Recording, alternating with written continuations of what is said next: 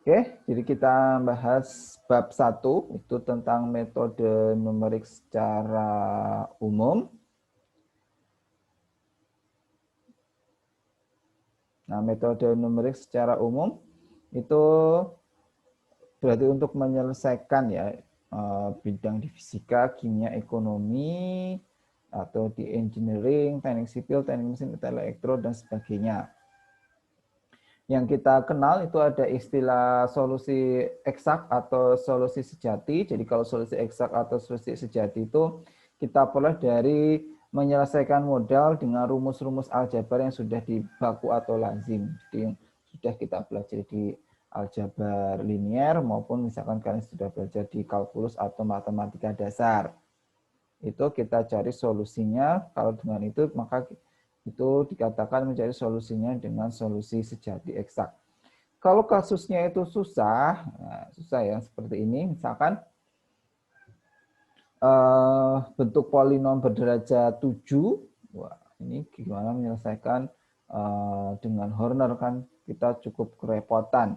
Apalagi persamaan 2, ini ada eksponen pangkat, ada super X, ada akar, ada cos inverse.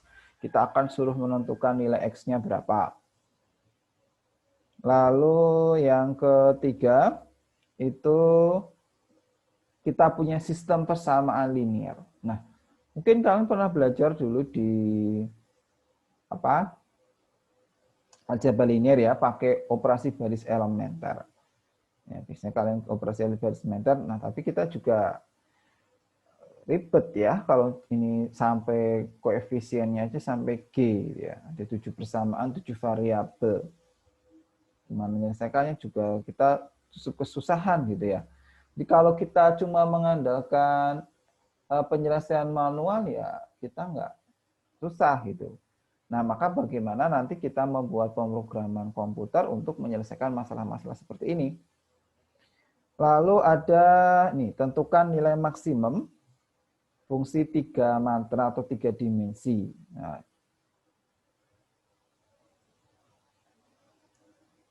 kalau tadi cuma 2 dimensi, X dan Y, nah sekarang ini fungsinya ada variabel bebasnya itu ada X dan Y. Ada cos, ada akar, ada tan. Nah ini yang bikin soal nggak main-main, soalnya susah. Terus nih, diketahui tabulasi nilai X, Y sebagai berikut yang di dalam hal ini rumus Y sama dengan fx tidak diketahui secara eksplisit. Jadi kita nggak tahu fungsi fx-nya itu seperti apa, cuma dicacah diketahui bahwa untuk x 2,5 nilainya ada, 3,0 nilai ada, 3,5 ada, 4,4, 6,8 ada. Jadi dicacah untuk nilai xx ini, nilai fx-nya atau nilainya ada. Pertanyaannya kita suruh menentukan tafsiran nilai Y untuk 3,8. Nah, 3,8 kan belum ada di sini ya. Ada 3,5 terus 4,4, 3,8 belum ada. Di sini berapa nilai kalau 3,8 kita substitusikan ke fungsi tersebut. Lalu yang ke-6, berdasarkan titik-titik pada tabel persoalan nomor 5 di atas, berapakah nilai F aksen dan F double aksen 3,5. Ini kalau ini cuma ada data nilai X dan Fx-nya, bagaimana sekarang kalau mencari nilai F aksen dan F double aksennya, turunan pertama maupun turunan keduanya. Lalu nomor 7 ada integral. Nah, integral pun integralnya susah.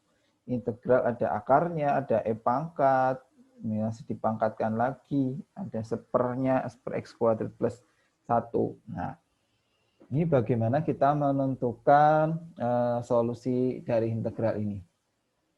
Terus ada persamaan diferensial biasa, ini PDB.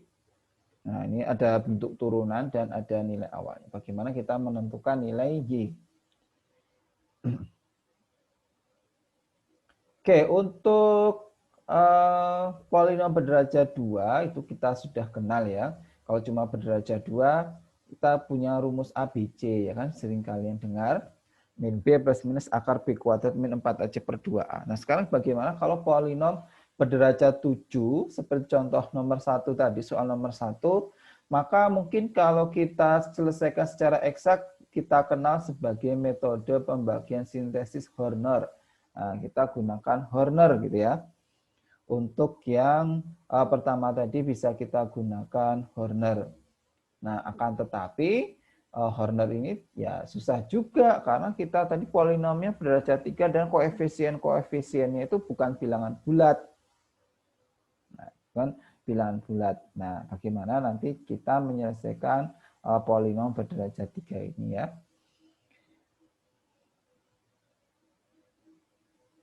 Oke, ini yang bentuk pertama. Terus soal nomor 2 masih sejenis dari soal 1. Nah, soal nomor 2 masih sejenis dengan soal 1. Jadi ini kalau soal nomor 1 tadi berupa polinom. Nah, kalau tadi yang 2 itu persamaan tapi kompleks. Ada cosnya, ada sin inverse, terus tadi ada akarnya. Jadi masih sama. Kita ingin menyelesaikan sistem persamaan non-linier. Nah, jadi istilahnya sistem persamaan non-linier. Lalu yang ketiga, ini juga tidak ada rumus baku untuk menemukan solusi sistem persamaan lanjar, sistem persamaan linier. Nah, ini kita punya sistem persamaan linier. Biasanya kita gunakan OBE, kita gunakan operasi baris elementer. Nah, tapi bagaimana kalau sistemnya juga kompleks seperti tadi? Ada 7 persamaan. Tuh, nomor 3 itu masalah sistem persamaan linier. Yang keempat, nah, soal 4, relatif lebih sukar mencari titik optimum fungsi yang memiliki banyak peubah. Nah, ini bagaimana menentukan nilai optimum ya dari suatu fungsi yang peubahnya lebih dari 1. Oke, terus kasus nomor 5 itu bagaimana menghitung nilai sebuah fungsi, rumus fungsinya sendiri tidak diketahui. Nah, itu yang nomor 5.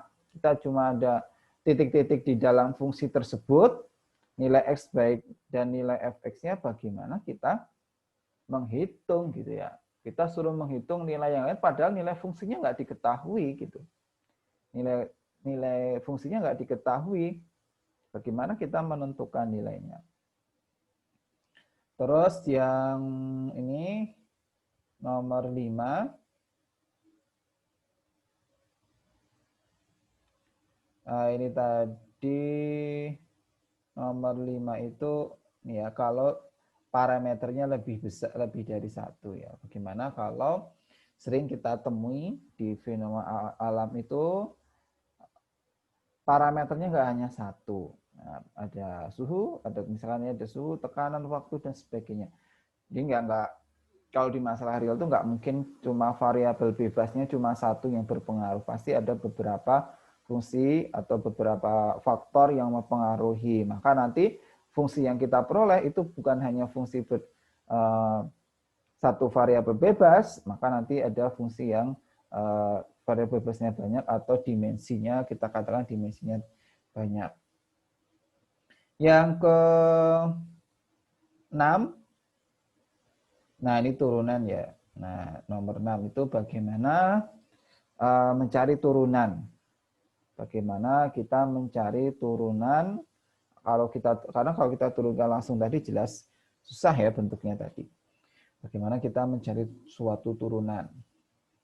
Nomor 7, tidak ada teknik integral yang dapat digunakan. Nah, 7 tadi integral. Tapi integralnya susah gitu ya. Integralnya susah. Tidak ada, kita mau pakai teknik integral yang sudah kita pelajari nggak bisa. Mau turunan integral parsial, integral substitusi, atau integral yang lainnya yang sudah kita pelajari di kalkulus, nah ternyata tidak bisa. Nomor 8, tidak terdapat metode persamaan untuk menyelesaikannya. Nah, ini nomor 8 itu tadi berupa persamaan diferensial ya. Persamaan diferensial, nah ini juga tidak ada metode untuk menyelesaikannya secara eksaknya, belum ada. Nah, kadang itu dia memang tidak punya solusi analitik gitu. Dia nggak punya solusi eksaknya, nggak punya solusi analitik. Kayak contoh nomor 7 dan 8. Nah, ini 7 dan 8 kita tidak memiliki solusi secara analitiknya. Nah, sekarang kita ke metode analitik versus metode numerik. Nah, kalau tadi kita sudah melihat kasus di fenomena awal itu kita modelkan secara matematis, ternyata model-modelnya itu susah kita selesaikan secara analitik. Nah, sekarang alternatifnya seperti apa? Maka alternatifnya nanti bisa kita selesaikan dengan metode numerik. Nah, tapi kita harus lihat juga plus minusnya metode numerik itu apa sih gitu ya. Apakah nanti solusinya sama persis dengan metode analitik atau nanti dia ada galat atau error antara metode analitik dan metode numerik. Nah, ini kita bahas di subbab 1.1.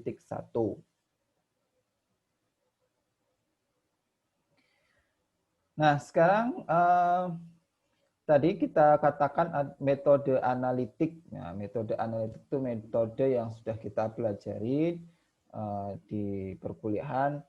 Jadi seperti di aljabar linear, di kalkulus dan sebagainya. Nah, itu metode analitik itu kalau kita selesaikan itu namanya metode sejati. Nah, metode sejati. Sekarang kita punya polinomial derajat 2, kita selesaikan pakai rumus ABC gitu ya. Kita ketemu A dan B C-nya, terus kita cari akar-akarnya, itu kalau kita cari solusi namanya solusi sejati atau solusi eksak. Nah, atau solusi eksak. Nah, karena dia itu solusi eksak, solusi sejatinya, ya jadi masalah yang kita jabarkan, maka dia errornya atau galatnya sama dengan 0. Nah, gitu ya. Ya karena kita selesaikan secara benar, secara eksaknya, secara metode sejatinya, nah maka ya nggak ada galat sama sekali. Nah, karena penyelesaiannya memang seperti itu, maka galatnya sama dengan 0.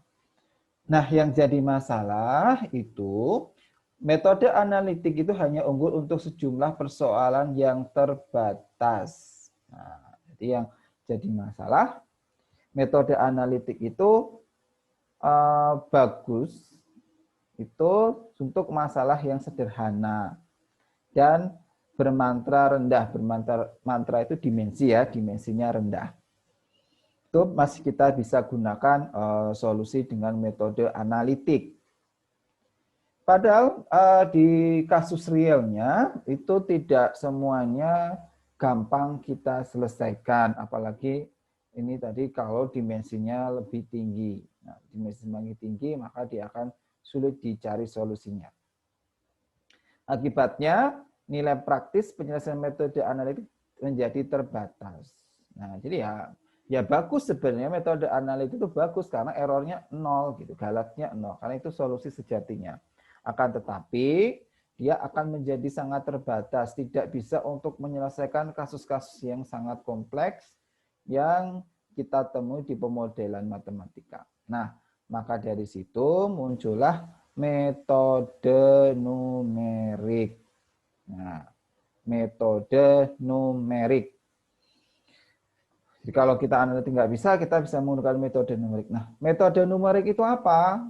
Nah, numerik yang kita kenal ya, numerik itu berarti nanti harus semuanya dibawa ke dalam angka. Nah, metode numerik adalah teknik yang digunakan untuk memformulasikan persoalan matematik sehingga dapat dipecahkan dengan operasi perhitungan atau aritmatika biasa, yaitu tambah kali bagi. Nah, jadi metode numerik itu nanti cuma kita gunakan operasi aritmatika yang sederhana. Cuma ada tambah, kurang, kali, dan bagi. Nah, jadi yang tadi itu masalah persamaan polinom derajat tinggi, dia itu integral yang kompleks, turunan yang kompleks. Nah, itu semuanya kita bawa ke cuma operasi tambah, kurang, kali, bagi saja gitu. Maka akan jauh lebih mudah gitu ya menyelesaikannya. Nanti kita implementasikan ke pemrograman komputer juga gampang karena komputer kan sudah terdefinisi tambah, kurang, kali, dan bagi itu. Nah, itu metode numerik. Nah, tadi ya, numerik itu artinya angka. Jadi metode numerik ini nanti kita berhitung nanti menggunakan angka-angka. Yang persamaan tadi semuanya kita bawa ke dalam angka-angka.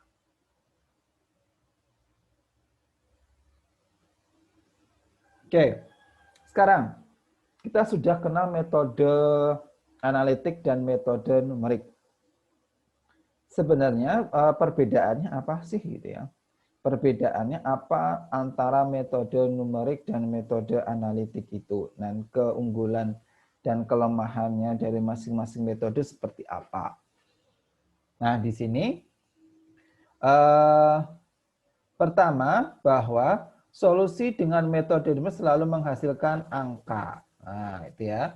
Kalau kita perhatikan, kalau metode analitik itu bisa jadi kan dia solusinya berupa fungsi, ya kan? Kalau misalkan kalian punya integral gitu ya. Kalian punya integral, kamu integralkan, dia hasilnya kan suatu fungsi. Nah, berbeda dengan metode analitik, di metode numerik itu hasilnya harus sebuah angka. Jadi hasilnya itu harus berupa angka. Dia bukan berupa fungsi, tapi dia berupa angka. Nah, bandingkan dengan metode analitik yang biasa jadi dia menghasilkan suatu fungsi. Maka dia hasilnya ini angka. Maka kalau misalkan kalian integral gitu ya, integral itu integralnya harus dikasih batas dulu supaya nanti hasilnya sama dengan angka. Itu yang pertama. Perbedaan analitik dengan numerik, bahwa pertama analitik itu menghasilkan suatu angka. Yang kedua, metode numerik hanya memperoleh solusi hampiran atau mendekati solusi sejati. Nah, kata kuncinya di sini ya, bahwa solusi analitik itu errornya nol, nggak ada errornya sama sekali. Nah, tapi kalau di solusi numerik, dia itu ini dikatakan ya selalu ada errornya karena dia cuma mendekati solusi sejati. Nah, dibayangkan ini tuh suatu metode tapi dia pasti sudah dijamin, malah dia menjamin, dijamin pasti ada error. Nah, maka nanti di sini itu kepentingnya kita belajar metode numerik itu bagaimana analisis error itu gitu ya. Metode yang kita kembangkan itu harus metode yang errornya minimal.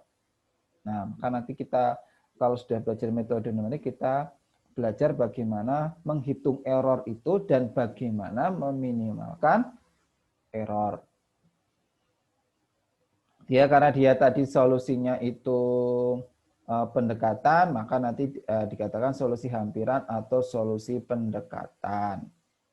Nah, tetapi walaupun dia itu dijamin, nah di sini tadi pasti dijamin memiliki error gitu ya, memiliki error. Nah, tapi yang bisa kita lakukan itu bagaimana metode yang kita kembangkan itu errornya kita minimalkan gitu. Terus kita atur gitu ya. Jadi nanti sebenarnya di metode ini kita bisa mengatur errornya itu kita butuh berapa sih gitu ya.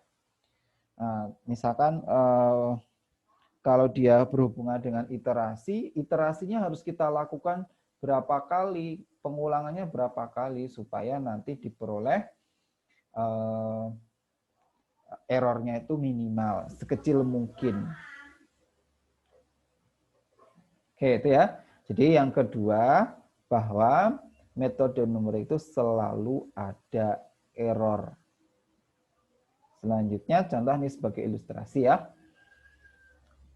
Sebagai contoh ilustrasi penyelesaian dengan metode numerik, pandanglah sebuah persoalan integral tentu berikut. Nah, kita punya integral dari min 1 sampai 1, 4 min x kuadrat. Nah, ini kalian sudah sangat mahir ya, mengintegralkan. Integral tentu, di sini tinggal kamu integralkan, nanti substitusi yang 1 dikurangi substitusi min 1. Nah, karena kita sudah punya rumus ya, rumus untuk turunan polinomial. Nah, itu kan kita sudah ada rumusnya. Kalau X pangkat N turunannya 1 per N X pangkat N min 1. Nih. Nah, maka ini sangat mudah kita selesaikan. Integral dari min 1 sampai 1 itu kita cari hasilnya 22/3. Nah, ini kalau kamu selesaikan secara seperti ini namanya solusi eksaknya atau solusi penyelesaian analitiknya. Ya, kalau selesaikan kamu seperti ini namanya solusi eksak atau solusi analitik. Nah, itu kalau eksaknya. Nah, sekarang numeriknya gimana? Nah, kalau numeriknya di sini persamaan tadi ya, kalau kita gambarkan bentuknya seperti ini. Nah, kita akan mencari integral dari min ini 4 min x kuadrat ini persamaannya ini 4 min x kuadrat. Terus kita akan mencari gitu ya. Kita akan mencari solusi dari integral itu. Nah, masih ingat ya kalau integral itu dia sama aja luas daerah. Nah, luas daerah yang dibatasi oleh kurva. Nah, jadi yang masalah tadi itu bisa kita interpretasikan sebagai luas daerah gitu ya. Luas daerah di bawah kurva 4 min x kuadrat dari 1 sampai dari min 1 sampai 1 integralnya tadi. Nah, maka ini salah satu metode numeriknya. Nanti kita belajar secara detail di belakang, ini cuma untuk pengenalan saja. Itu bisa kita bagi gitu ya. Daerah ini tuh kita bagi. Nah, kita bagi jadi 4 trapesium ya ini, trapesium. Trapesium di sini ada trapesium P, Q, R, S. Maka yang awalnya tadi integral dari min 1 sampai 1 itu bisa kita dapat dari menjumlahkan trapesium P, Q, R, dan S ini. Nah, luas trapesium ya bisa kita cari ya. Jumlah sisi sejajar bagi 2 kali tinggi. Misalkan kalau yang P ini jumlah sisi sejajarnya, berarti sisi sejajarnya yang ini ya, tingginya ke sini sama ini, kali tingginya di sini, panjangnya ini sini setengah. Oke. Maka bisa kita cari ini untuk nilai tingginya ya. Untuk nilai tingginya ini tingginya sini itu berapa? Berarti dia min 1. Ini kan kita sudah punya fungsinya ya. Kita sudah punya fungsinya bahwa fungsi kita itu fx sama dengan 4 min x kuadrat ya. Nah, ketinggiannya sini berapa? Yaitu sebenarnya tinggal substitusi min 1 ke fungsinya kan. Tingginya sini berapa ya tinggal f min 1. Berarti 4 dikurangi min 1 kuadrat. Untuk ketinggiannya yang sini berapa? Nah, ketinggian yang sini berarti tinggal f min setengah. Itu di sini tinggal nyari f0 dan seterusnya. Nah, gitu ya. Untuk contoh ini kita mau selesaikan secara numerik, integral numerik. Nah, maka ini ya kalau dijabarkan di sini. Nah, ini penjabarannya.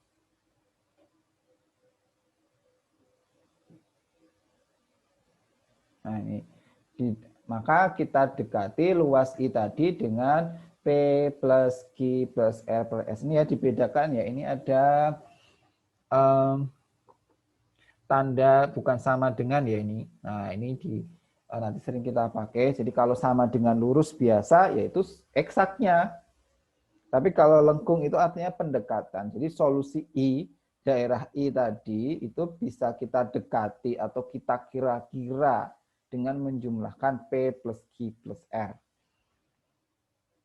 Maka bisa kita peroleh nih rumusnya tadi kan jumlah sisi sejajar bagi 2 kali tinggi ya. Nah, ini jumlah sisi sejajarnya yang P berarti F1 ditambah F min setengah dikali tinggi. Nah, tingginya 0,5 terus tadi dibagi 2. Untuk yang Q berarti F min setengah ditambah F0 dikali tingginya 0,5 per 2. Ini yang R, F0 ditambah F setengah dikali 0,5 dibagi 2. Yang ini yang S, F setengah ditambah F1 dikali 0,5 per 2. Nah, maka bisa kita peroleh ini 0,5 per 2 dikali F min 1 ditambah 2 F min 2 ditambah 2 F0 ditambah 2 F setengah ditambah F1. Dicari masing-masing hasilnya 7,25. Nah, jadi kalau kita cari solusinya, solusi menggunakan pendekatan metode numerik hasilnya 7,25. Padahal kalau kita peroleh tadi menggunakan yang integral yang kita bahas, yang sudah kita kenal gitu, diintegralkan langsung, hasilnya 22/3 gitu ya. Hasilnya 22/3 atau 7,33. Nah, ada perbedaan kan, jelas ada perbedaan antara solusi yang eksak tadi ternyata 7,33, lalu yang numerik 7,25 ternyata ada perbedaan lebih besar yang numerik. Nah, maka itu perbedaan atau selisihnya tadi dikatakan sebagai galat atau error. Nah, jadi ada galat atau error. Besarnya galat atau error bagaimana ya? Jadi solusi numerik tadi kita kali dikurangi solusi eksak di harga mutlakan. Nah, jadi harus di harga mutlakan. Kenapa harus di harga mutlakan? Nah, karena supaya kita bisa membandingkan ya. Kalau semuanya positif, kan bisa kita bandingkan secara mudah. Kalau ada positif, ada negatif, kan nanti pembandingnya antara yang error positif sama error negatif itu kan nggak bisa dibandingkan.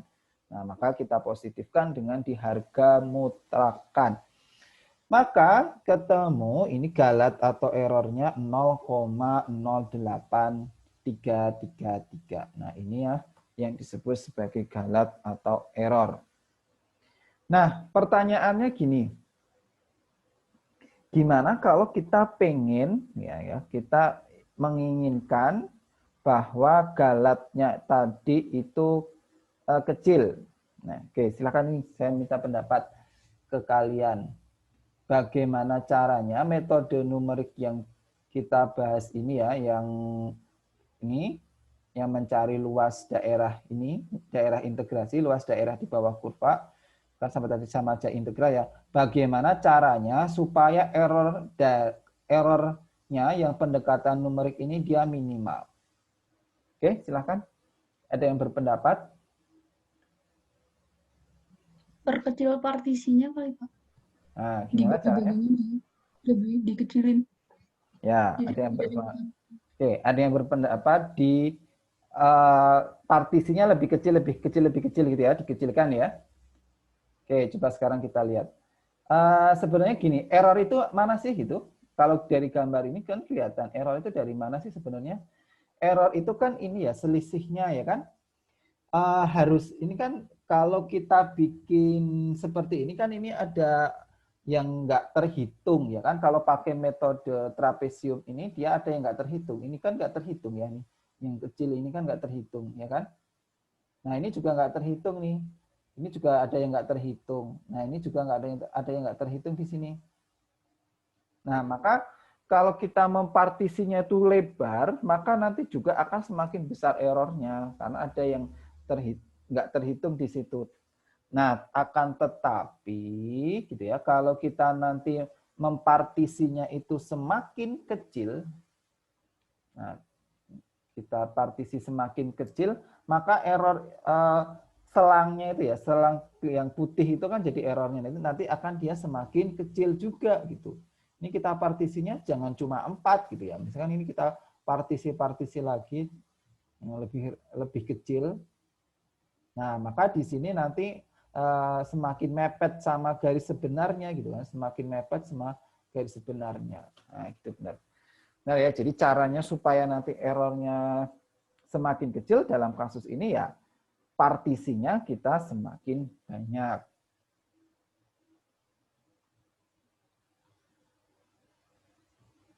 Nah itu ya. kita perkecil partisinya, maka nanti akan semakin kecil galatnya. Yang berarti jumlah komputasinya nanti semakin banyak. Jadi ya, tapi kita ngitungnya jadi banyak gitu ya.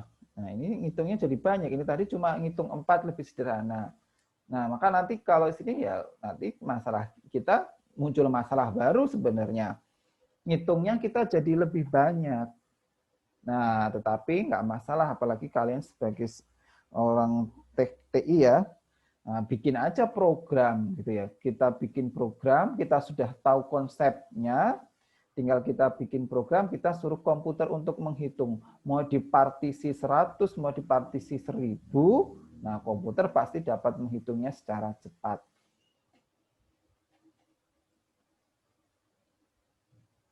Nah, itu ya.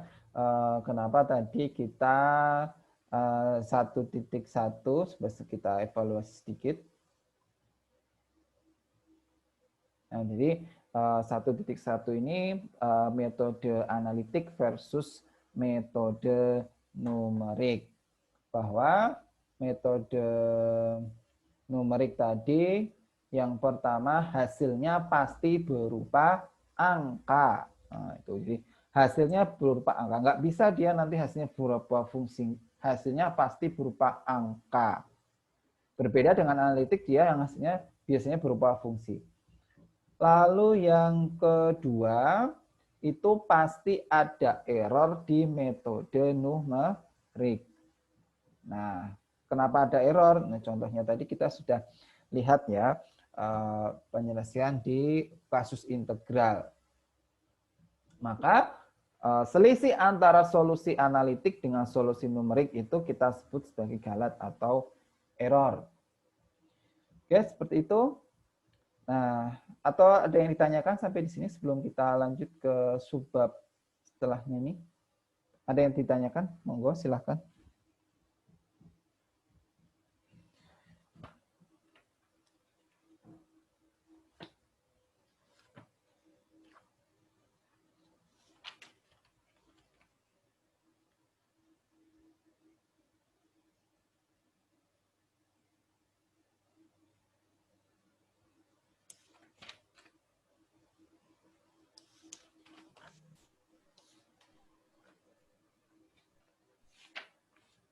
Oke, cukup? Nggak ada?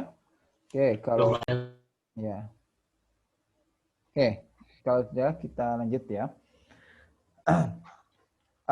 Metode numerik dalam rekayasa ini sebenarnya ini ya cuma menunjukkan bahwa nanti di masalah fisika, nah di rekayasa di apa di teknik gitu ya, itu banyak ditemui masalah-masalah yang berhubungan dengan yang harus kita selesaikan dengan metode numerik. Nah ini dia, misalkan ini hukum Newton ya, hukum Newton. Itu saja yang 1.2, terus 1.2 itu 1.3. Apakah metode numerik hanya untuk persoalan yang rumit saja? Nah, ini pertanyaan yang menarik. Apakah metode numerik itu hanya untuk persoalan yang rumit saja gitu ya? Kayak yang kemarin ya, ini contoh pernah kita bahas ini, yang ini bentuk ya, ini kan pernah ya, ini tuh yang kayak mencari panjang plat besi ya, kemarin mencari panjang plat besi, akar dari 1 plus cos kuadrat X. Apakah apakah hanya kasus yang kompleks seperti ini, 1 plus akar cos kuadrat X? Tuh.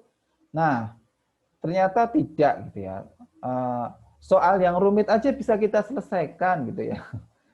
Soal yang rumit saja bisa kita selesaikan, apalagi solusi yang tidak rumit, yang lebih sederhana. Misalkan ini ya, integral 2x kuadrat dx. Terus pertanyaannya, metode numeriknya tadi lebih susah menyelesaikan, ini kita sama-sama menyelesaikan pakai metode numerik ya. Sama-sama menyelesaikan pakai metode numerik. Yang pertama itu kasusnya kompleks, Yang kedua itu kasusnya sederhana. Apakah nanti metode numeriknya juga akan lebih susah yang masalahnya kompleks, atau apakah sama saja? Nah, jawabannya sama saja gitu ya. Mau dia itu masalahnya kompleks, mau dia itu masalahnya sederhana, dengan metode numerik itu akan sama-sama mudah kita selesaikan. Jadi metode numerik itu tidak bergantung terhadap kompleksnya permasalahan atau model kita itu. Nah, tidak bergantung terhadap kompleksnya atau tidak bergantung terhadap rumitnya model kita. Nah, jadi lebih ke kalau metode numeriknya kita udah dapat gitu ya, metode numeriknya kita udah dapat, kita udah punya, mau kita aplikasikan ke masalah yang kompleks atau masalah yang sederhana sama saja, penyelesaiannya butuh waktunya akan sama saja. Itu tentang apakah metode numerik hanya untuk persoalan matematika yang rumit saja.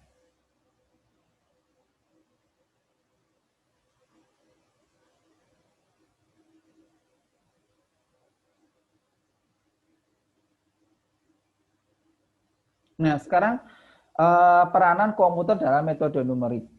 Nah, sebenarnya metode numerik itu ini ya, dia itu sebenarnya kalau secara teori itu sudah sangat lama, ya. Sudah sejak lama dia ada gitu. Kalau metode numerik itu sebenarnya sudah lama, metodenya itu sudah lama, tetapi berkembangnya itu baru akhir-akhir ini, yaitu saat komputer itu muncul, ya. Jadi mulai berkembang pesat itu ya saat komputer muncul. Kenapa ya? Karena kalau kita selesaikan secara manual ya cukup kompleks gitu ya, perhitungannya kompleks. Nah, maka metode numerik itu sangat berkaitan gitu ya, sangat berkaitan dengan perkembangan komputer, apalagi pemrograman komputer. Nah, karena nanti dari metode numerik tadi kita implementasikan ke dalam program-program komputer. Yang pertama itu dituliskan program ditulis dengan bahasa pemrograman tertentu.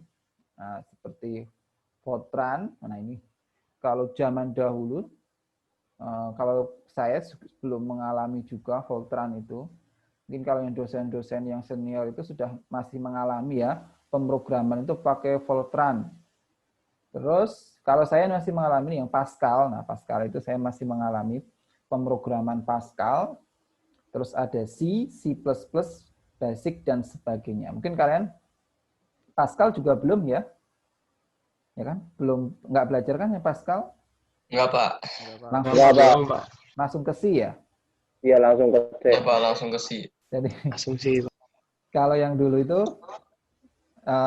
mungkin dosen-dosen yang senior banget itu dia pakai Fortran. Kalau saya masih mengalami nih, pakai Pascal itu masih mengalami. Terus kalau yang masih sekarang udah enggak ya, dia biasanya udah langsung C, C++, Java, Python gitu, langsung programnya ke situ. Nah, itu yang pakai bahasa pemrograman. Atau bisa juga menggunakan aplikasi yang saat ini sudah ada. Jadi aplikasi-aplikasi. Ini kalau yang di matematika biasanya kita pakai MATLAB, MATCHAT, Maple, Matematica, atau Eureka. Nah, ini jenis kalau bedanya ini ya, kalau yang atas tadi itu kita harus semuanya kita definisikan ya. Kalian sudah tahu sendiri ada belajar C++, bahasa basicnya ya.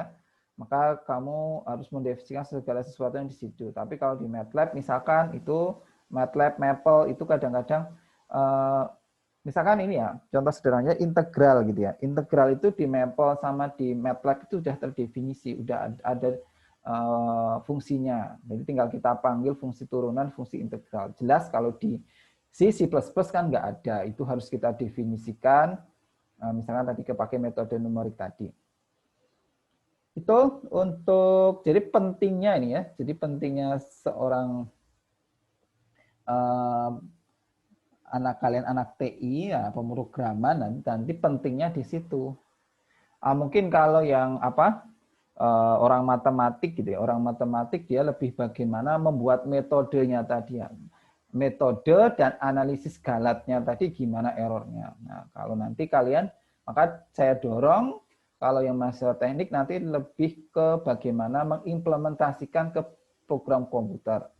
Maka nanti setiap ada pemrograman komputer di sini, ada metode numerik. Nah, nanti kalian silahkan buat program komputernya ya, metode numeriknya, program komputernya seperti apa. Nanti silahkan dipresentasikan.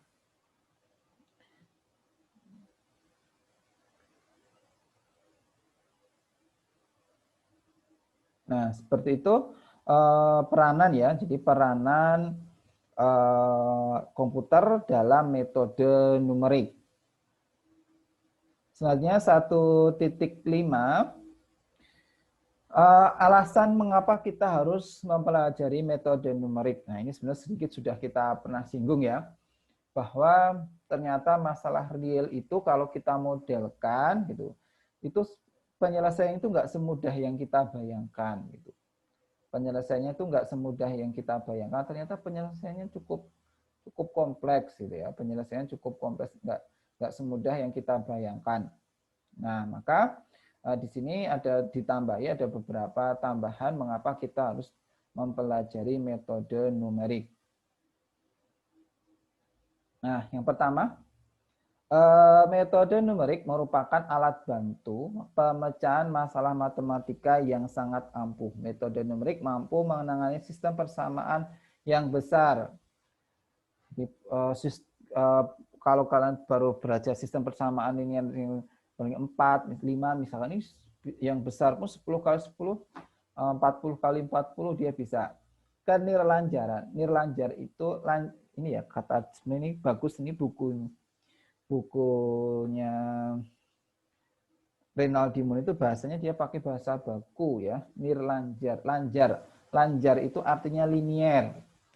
Kenirlanjaran berarti ketidaklinieran. Nah, ini untuk masalah yang non-linier. Dan geometri yang rumit yang dalam praktek rekayasa seringkali tidak mungkin dipecahkan secara analitik. Itu yang pertama ya, dia sangat ampuh tadi. Kenapa kita harus belajar? Karena metode numerik itu sangat ampuh untuk menyelesaikan sistem yang kompleks.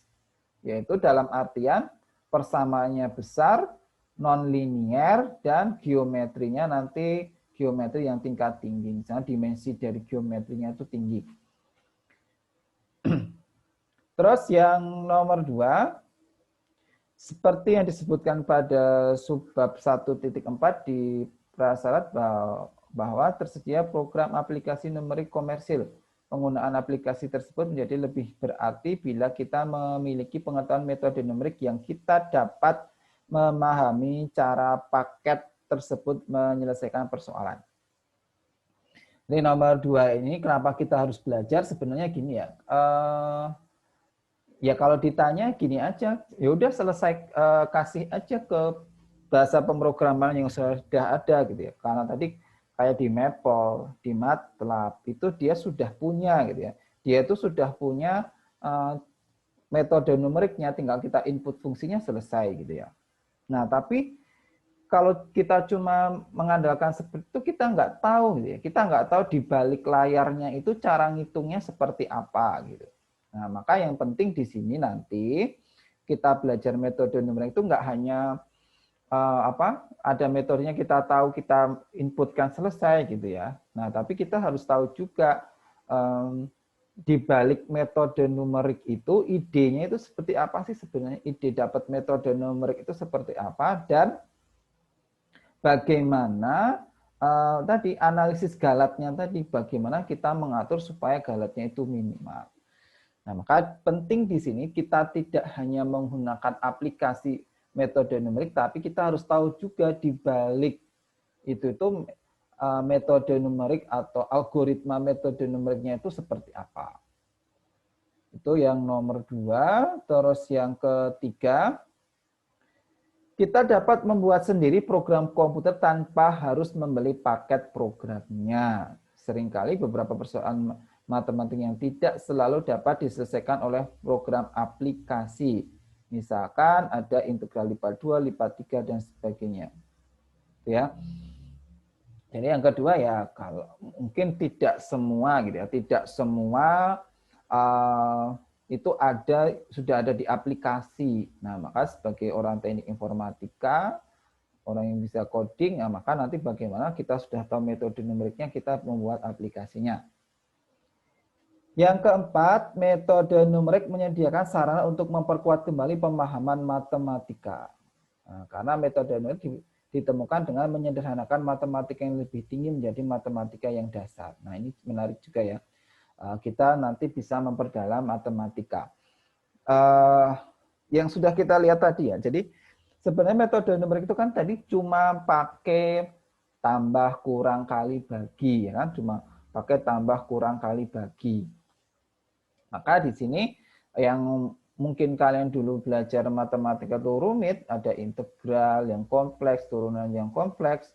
Nah, dengan metode numerik ini nanti kita pelajari bagaimana menyederhanakan masalah matematik tadi cuma pakai 4 operasi dasar tambah kurang kali bagi. Itu nanti bisa dilihat lagi, tadi kita lihat kenapa alasan kita belajar metode numerik, ada 4 bagian di sini. Nah, sekarang bagaimana tahap pemecahan persoalan secara numerik. Nah, jadi kita punya persoalan, kita punya permasalahan. Nah, sekarang bagaimana cara kita menyelesaikannya secara numerik. Yang pertama, ya harus kita modelkan dulu gitu ya. Jadi masalah realnya seperti apa, terus kita modelkan. Ini sudah kita singgung kemarin, ada beberapa contoh, ada 4 ya kalau nggak salah. Ada 4. Oh, yang keempat tapi ini ya, dia belum sampai ke modelnya. Ada 3 berarti. Dari masalah real itu harus dibawa dulu ke pemodelan matematika. Artinya nanti dalam persamaan-persamaan yang ada di dalam matematika. Itu yang pertama, pemodelan. Yang kedua, penyederhanaan model. Model matematika yang dihasilkan tahap 1 mungkin saja terlalu kompleks, yaitu memasukkan banyak peubah atau parameter. Nah, jadi boleh nih kita sederhanakan gitu ya. Kita sederhanakan model kita itu. Misalkan di sini ada contoh ya. Ada misalkan kita hukum Newton tadi, gitu ya, hukum Newton, itu misalkan gesekan akibat udara itu diabaikan dulu misalkan, karena misalkan sangat kecil ya. Gesekan antara benda itu dan udara, maka bisa kita abaikan dulu. Jadi yang kedua, pemodelan matematika, menyederhanakan model. Yang ketiga itu ada formulasi numerik. Jadi setelah model yang sederhana diperoleh, tahap selanjutnya adalah memformulasikan secara numerik. Nah, maksudnya apa memformulasikan secara numerik? Nah, kita cari metode numerik yang cocok itu apa gitu ya. Misalkan tadi kita udah bentuk integral gitu ya. Oh, integral ini berarti yang cocok kita pakai metode trapesium misalkan. Atau yang polinomial misalkan. Oh, polinomial ini berarti yang cocok kita pakai metode sekant atau metode bagi 2. Nah, seperti itu. Jadi, formulasi numerik itu kita menentukan metode numerik mana yang cocok. Nah, dari itu di dalamnya ya berarti sampai ke ini ya, errornya itu mau ditaruh seberapa gitu ya. Terus nanti kira-kira waktunya butuh lama enggak. Mungkin dia bagus gitu ya. Dia bagus. Metodenya errornya kecil, tetapi ininya sangat lama running programnya, maka nanti harus dianalisis juga. Terus apakah tadi peka terhadap perubahan data dan seterusnya. Itu ya. Jadi yang langkah ketiga itu formulasi numerik. Lalu ada pemrograman. Nah, ya sudah kalau kita sudah dapat metode numerik yang cocok, maka kita lakukan pemrograman atau coding operasional. Nah, kalau udah ini ya tinggal kita aplikasikan gitu ya. Kita codingnya sudah selesai, kita aplikasikan. Nah, setelah itu sebenarnya masih ada tahap evaluasi. Yaitu bila program sudah selesai dijalankan dengan data yang sesungguhnya, maka hasil yang diperoleh diinterpretasikan. Interpretasi meliputi analisis hasil run dan membandingkan dengan prinsip dasar dan hasil-hasil empirik untuk menafsirkan kualitas solusi numerik dan keputusan untuk menjalankan kembali program untuk memperoleh hasil yang lebih baik. Nah, evaluasi ini kita bandingkan dengan eksaknya. Misalkan kita ada solusi eksaknya, itu kita bandingkan dulu. Jadi biasanya gini ya, untuk membandingkan ini, ya mau nggak mau sebenarnya kita itu kalau mau membandingkan ya dibandingkan sama solusi eksak gitu kan ya. Membandingkan solusi eksak. Atau kalau enggak, bisa kita bandingkan sama di realnya itu cocok nggak sih gitu ya. Nah, karena di sini tadi kita butuh solusi eksak, itu biasanya gini. Misalkan kita punya metode trapesium tadi ya, metode trapesium itu kita aplikasikan dulu ke masalah yang sederhana gitu ya. Tadi masalah yang sederhana. Ternyata, oh galatnya nggak terlalu banyak nih. Nah, baru kalau ternyata ini cukup bagus, galatnya hasilnya sesuai, galatnya nggak terlalu besar, baru kita ubah fungsi kita tadi ke fungsi yang lebih kompleks gitu, fungsi yang lebih kompleks. Nah, maka kita bisa mengeneralkan yang sederhana tadi itu errornya kecil. Nah, maka nanti walaupun kompleks nanti pasti errornya juga tidak terlalu besar juga. Karena kita sudah membuktikan ternyata dengan metode ini errornya tidak terlalu besar. Ya, evaluasi itu di situ bisa kita lakukan di sini atau nanti kita bandingkan ke masalah realnya juga bisa. Ya, jadi ini tahapan untuk memecahkan masalah secara numerik, dimodelkan, kita sederhanakan modelnya, formulasi numerik, terus kita bikin programnya, operasional, di akhir tetap harus ada evaluasi. Nah, sekarang apa peran kalian gitu ya? Apakah peran dari ahli informatika, gitu, kalian sebagai mahasiswa teknik informatika, nanti perannya apa di dalam metode numerik ini?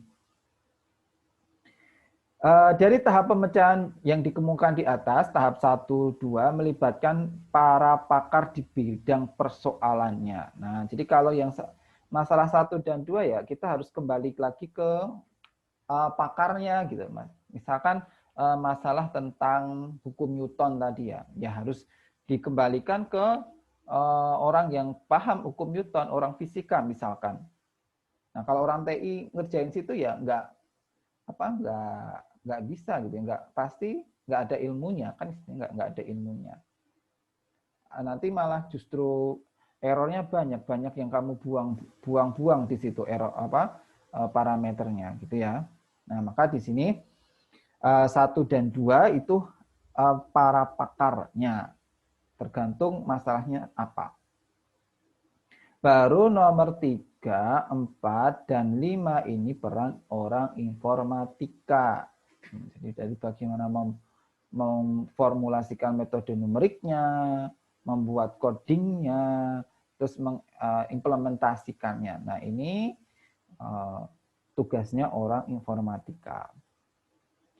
Tetapi agar lebih memahami dan menghayati persoalan, sebaiknya orang informatika juga ikut dilibatkan dalam memodelkan, namun perannya hanya sebagai pendengar. Nah, jadi ya tetap harus tahu proses memodelkannya juga, walaupun kamu nggak tahu secara detailnya, tapi harus tahu secara garis besar pemodelannya itu seperti apa. Nah, supaya nanti bisa kita implementasikan ke masalah realnya ya. Jadi ini penting, kalian nanti juga harus tahu sedikit banyak tentang bagaimana proses pemodelannya.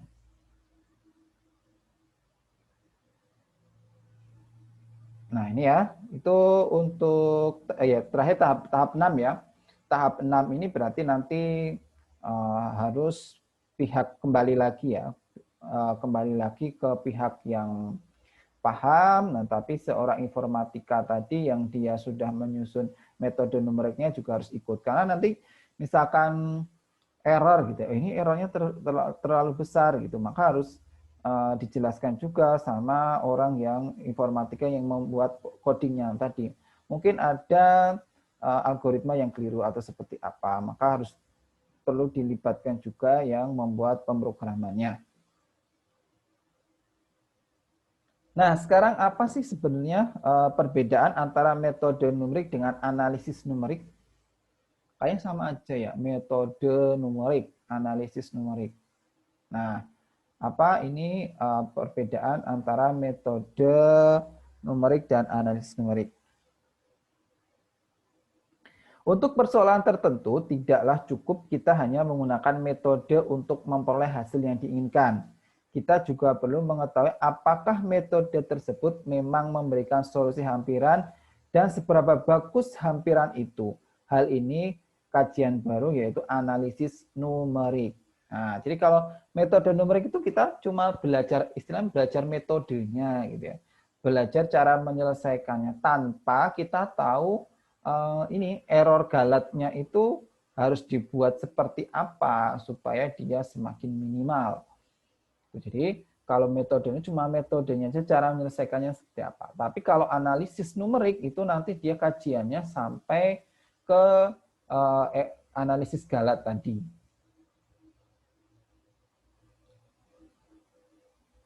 Nah, ini cuma perbedaannya analisis numerik sama metode numerik. Nah, untuk mata kuliah ini sebenarnya nanti kita juga masuk ke analisis numerik ya. Jadi nggak hanya terbatas di metode numeriknya, metode penyelesaiannya itu seperti apa. Nanti kita bahas juga untuk yang model-model sederhana ya, metode numerik sederhana. Nanti kita singgung juga tentang analisis numeriknya. Jadi supaya kalian juga tahu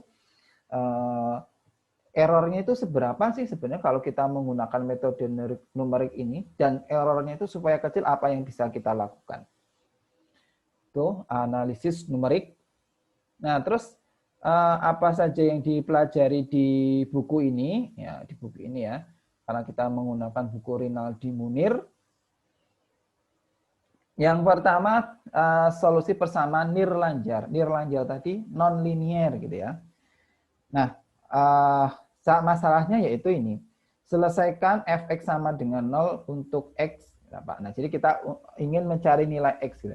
Nilai x demikian sehingga nanti fx-nya sama dengan 0. Kalau kita gambarkan, ini tuh sebenarnya sama aja perpotongan terhadap sumbu x. Nah, jadi nilai x yang fx sama dengan 0, ya berarti saat ini perpotongan sumbu x gitu ya, perpotongan terhadap sumbu x. Ini fungsi terhadap sumbu x ini kalau kita visualisasikan. Kalau sistem persamaan lanjar itu, sistem persamaan linear ini kalau cuma dua persamaan itu artinya apa? Artinya kita ingin mencari perpotongan dua buah garis lurus. Nah, ini kalau dua persamaan, kalau tiga ya berarti nanti ada tiga. Tapi dimensinya dimensi 3. Oke, itu nomor 2 itu sistem persamaan linear. Kita mau mencari solusi dari sistem persamaan linear ini. Di perpotongan dua buah garis. Lalu ada interpolasi. Nah, interpolasi ini mungkin kalian belum terlalu paham. Kalau interpolasi itu gini. Awalnya diberikan titik-titik x0, y0. Nah, terus ada titik x1, y1 sampai xn, yn. Tentukan polinom pn yang memenuhi semua titik tersebut. Nah, jadi awalnya itu kita nggak punya garis ini gitu ya. Awalnya kita nggak punya garis. Awalnya kita cuma ada titik-titik aja gini. Kita ada titik-titik di sini. Nah, kita cuma ada titik-titik di sini. Nah, dari titik-titik di sini itu bagaimana kita membentuk suatu polinomial gitu. Polinomial yang berderajat n misalkan. Nah, jadi baru nanti ini kita hubungkan, oh ternyata ini membentuk suatu polinomial berderajat n, yaitu y sama dengan pnx. Ya. Jadi interpolasi yang ketiga. Dari titik-titik yang ada, mau kita bentuk ke suatu fungsi, tepatnya fungsinya tadi fungsi polinom.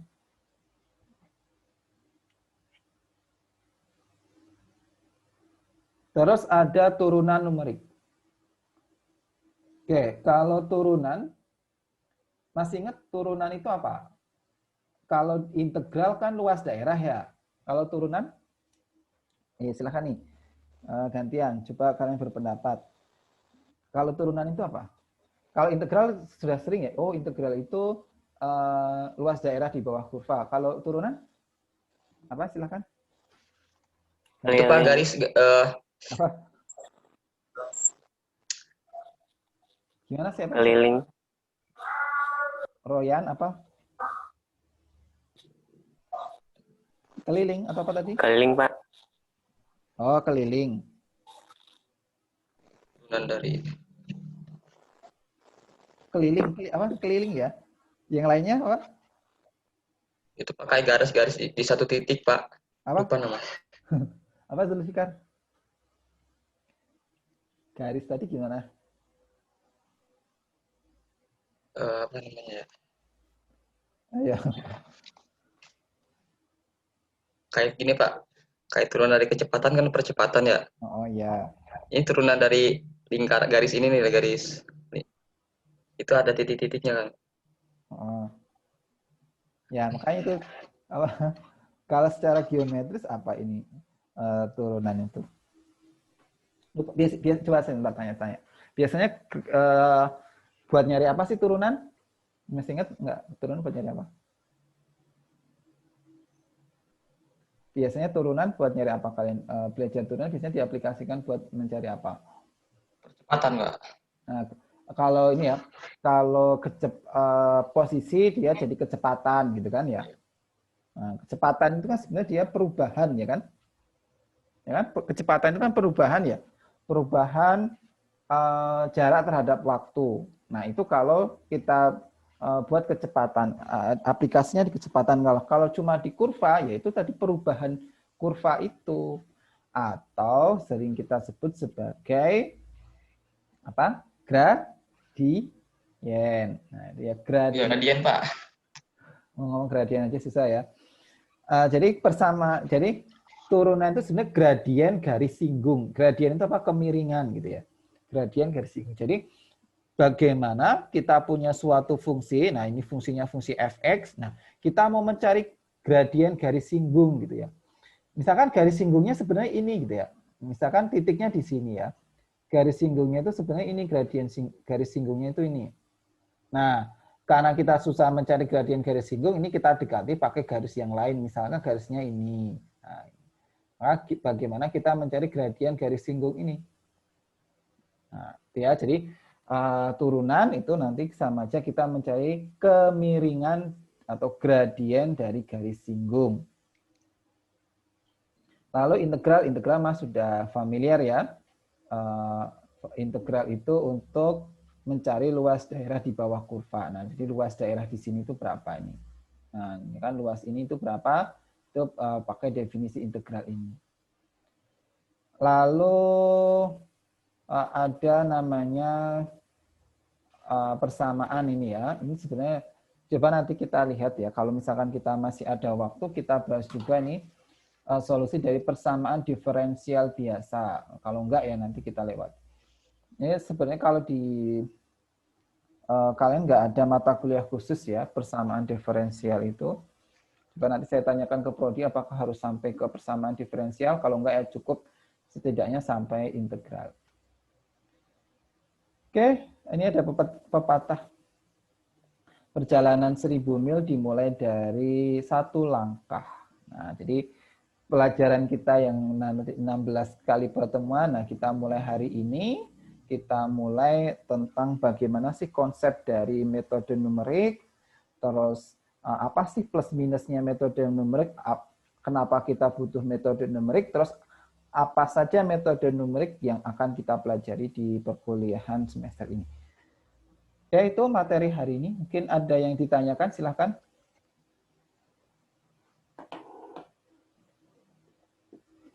Kalau ada yang mau ditanyakan, silahkan.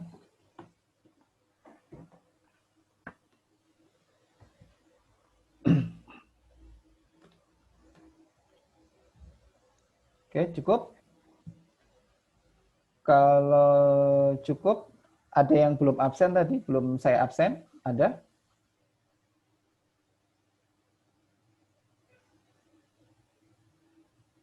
Sudah ya? Sudah?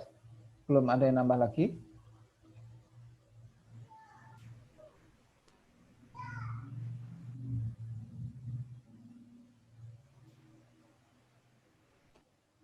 Oke,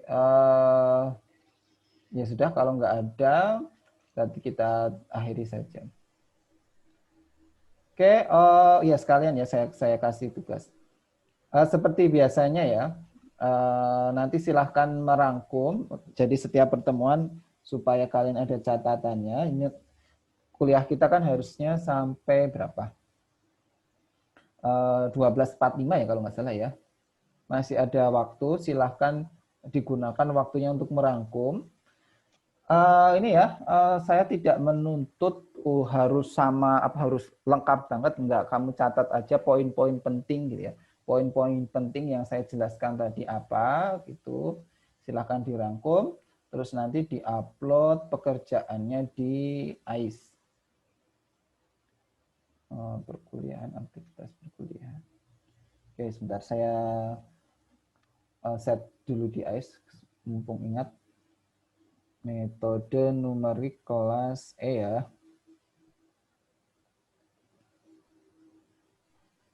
Ini tugas pertemuan kedua. Waktunya 1 minggu. Nah, tetap saya kasih waktu untuk 1 minggu. Hari ini sampai pertemuan minggu depan.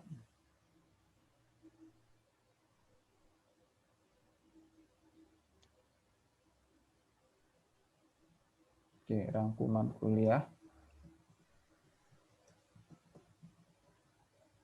Tadi pengantar ya, sebenarnya. Pengantar metode numerik.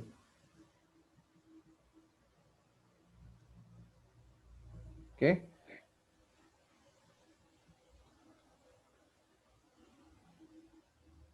Silakan nanti dikerjakan kalau sudah diupload di bagian tugas ini ya. Lalu ini video pembelajaran ini nanti saya upload di YouTube. Misalkan ada yang terlewat, ingin mengulang lagi, bisa dilihat lagi. Terus nanti saya upload juga bukunya tadi ya. Walaupun saya nggak apa-apa tadi terpecah-pecah. Nanti saya upload di Drive. Nanti saya share linknya. Gitu, ada pertanyaan sampai sini?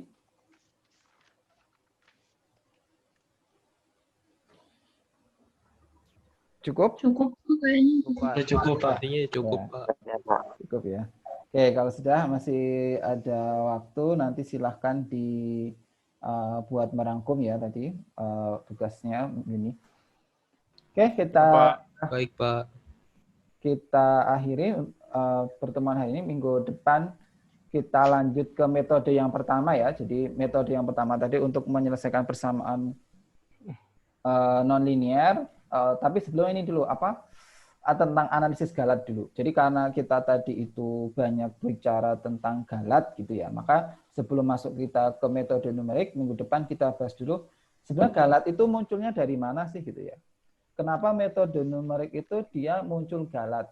Kira-kira galat itu asal muasalnya dari mana? Nah, maka kita bahas dulu minggu depan galat itu muncul dari mana.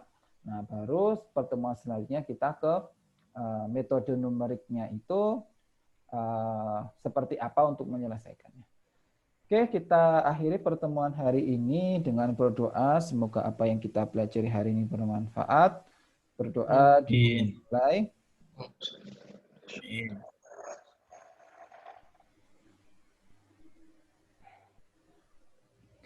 Amin. Sekian. Terima kasih. Assalamualaikum warahmatullahi wabarakatuh. Waalaikumsalam warahmatullahi wabarakatuh. Terima kasih, Pak. Ya. Terima kasih.